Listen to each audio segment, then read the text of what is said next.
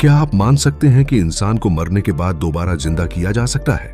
नहीं, ये कोई साइंस फिक्शन फिल्म नहीं, बल्कि विज्ञान और पुरातन रहस्यों की ऐसी हकीकत है जो आज की तारीख में वैज्ञानिकों को भी सोचने पर मजबूर कर रही है।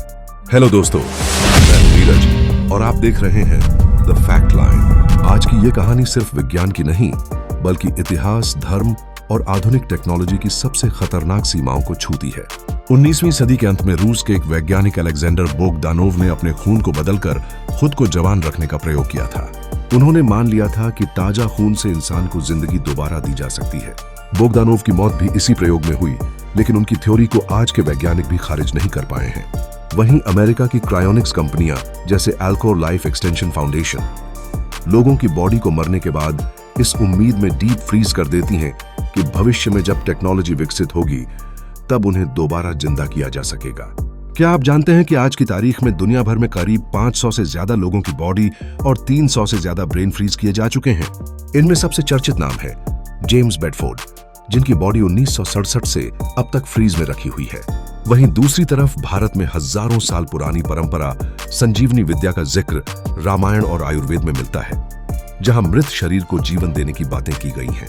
अब यहां सवाल यह उठता है, क्या यह सब अंधविश्वास है या कहीं ना कहीं विज्ञान और इन मान्यताओं के बीच कोई छुपा हुआ लिंक है?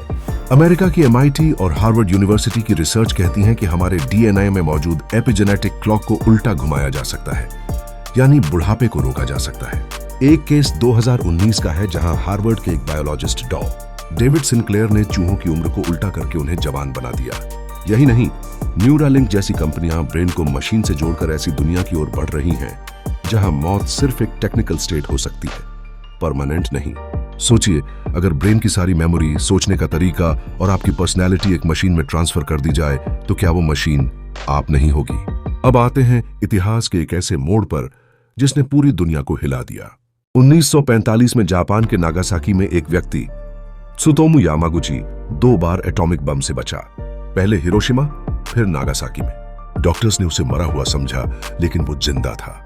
इस घटना ने मेडिकल साइंस को भी हैरान कर दिया था। ऐसा ही एक और केस है।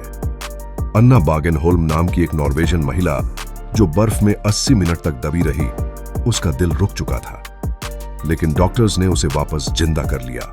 इस केस को आज भी मिरेकल ऑफ मॉडर्न मेडिसिन कहा जाता है। अब सवाल यह है, क्या हम सब भविष्य में मरकर भी दोबारा जिंदा हो सकते हैं?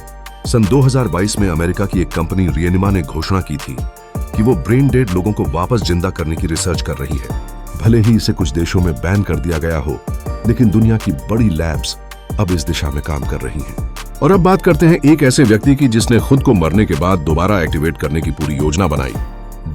रॉबर्ट एटना, एक ब्रिटिश टेक्नोलॉजिस्ट, जिन्होंने अपनी पूरी मेमोरी और न्यूरल डेटा को एक कंप्यूटर में अपलोड करवा दिया ताकि उनके मरने के बाद आर्टिफिशियल इंटेलिजेंस उन्हें फिर से एक्टिव कर सके। कुछ वैज्ञानिक इसे डिजिटल पुनर्जन्म कहते हैं। इस सब के बीच सवाल यह भी उठता है, क्या जिंदगी और मौत अब सिर्फ एक बटन की दूरी पर है? क्या भविष्य में अमरता सिर्फ अमीरों की चीज बन जाएगी? अब जरा सोचिए, अगर किसी इंसान को ब्रेन ट्रांसप्लांट या मेमोरी ट्रांसफर के जरिए दोबारा एक्टिव किया जा सकता है, तो क्या वो वही इंसान होगा या उसकी बस एक कॉपी? यही सवाल आज की सबसे बड़ी टेक कंपनियां जैसे गूगल की डीप माइंड और एलन मस्क की न्यूरालिंक खुद से कर रही हैं। ये कंपनियां ऐसी AI विकसित कर रही हैं जो इंसान की सोच को पढ़ सके, उसकी यादों को सेव कर सके और जरूरत पड़ने पर उसे दोबारा एक्टिव कर सके। और दोस्तों, सबसे बड़ा सवाल, क्या धर्मों में जिक्र की गई पुनर्जन्म की अवधारणा कहीं इसी तकनीक का संकेत तो नहीं? क्या यह वही चक्र है जिसे आज साइंस एक नई भाषा में समझने की कोशिश कर रहा है? मौत के बाद जिंदगी, इंसानी दिमाग का अजर अमर होना और आत्मा की प्रकृति, इन सब पर चल रही रिसर्च कहीं ना कहीं हमें यह सोचने पर मजबूर कर रही है कि द मैन यानी इंसान शायद कभी मरता ही नहीं, बस अपना स्वरूप बदलता है, न कि। और अगर ऐसा है तो आने वाला भविष्य सिर्फ विज्ञान की नहीं, बल्कि आत्मा, टेक्नोलॉजी और चेतना के सबसे खतरनाक मेल का गवाह बनने वाला है।